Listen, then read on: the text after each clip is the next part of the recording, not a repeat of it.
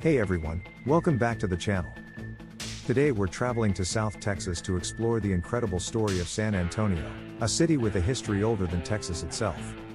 It's a place of missions and battles, cowboys and cattle drives, colorful fiestas and deep cultural roots.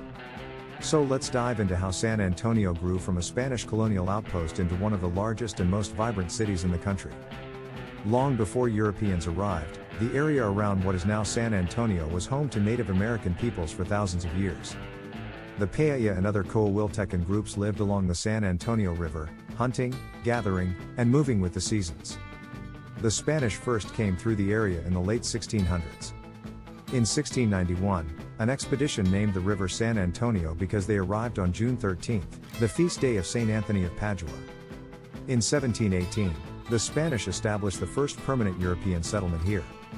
They built a mission called San Antonio de Padua and a small presidio, or military post, nearby to protect it. This was the foundation of what would become San Antonio. The Spanish used missions all across Texas to convert native peoples to Christianity and teach them European farming, ranching, and crafts. The most famous of these missions, founded in 1718, is Mission San Antonio de Valero, better known to the world today as the Alamo. Throughout the 1700s, San Antonio grew as the most important Spanish settlement in Texas. More missions were built along the river, including Mission Concepcion, Mission San Jose, Mission San Juan, and Mission Espada. These formed a chain of communities that still stand today, preserved as a UNESCO World Heritage Site. Spanish settlers, soldiers, and missionaries built irrigation systems, farms, and ranches. San Antonio became the heart of Spanish and later Mexican Texas.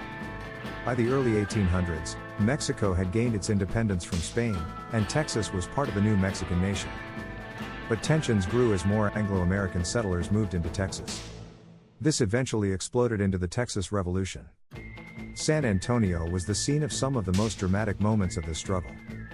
In December 1835, Texan forces captured San Antonio from the Mexican army after a fierce fight. But just a few months later, in March 1836, Mexican General Antonio Lopez de Santa Anna laid siege to the Alamo. About 200 Texan defenders, including famous figures like James Bowie, William B. Travis, and Davy Crockett, held out for 13 days before being overrun. All of the defenders were killed. Remember, the Alamo became the rallying cry that helped lead Texan forces to victory at San Jacinto a month later, securing Texas independence. After Texas joined the United States in 1845, San Antonio continued to grow. It became a key stop on the Chisholm Trail, with cattle drives passing through on their way to railheads in Kansas. Cowboys, saloons, and lively markets filled the town. San Antonio developed a unique culture, blending Spanish, Mexican, German, and Anglo influences. You could hear mariachi music on one corner and polkas on another. The arrival of the railroads in the 1870s and 1880s boosted San Antonio's economy even more. It became a center for ranching, trade, and military operations. In fact, the military has played a huge role in San Antonio's story. Fort Sam Houston was established in 1876, and over time the city became home to multiple major military installations. That's why it's often called Military City, USA.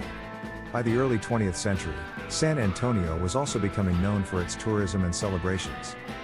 The first Fiesta San Antonio was held in 1891 to honor the memory of the heroes of the Alamo in the Battle of San Jacinto.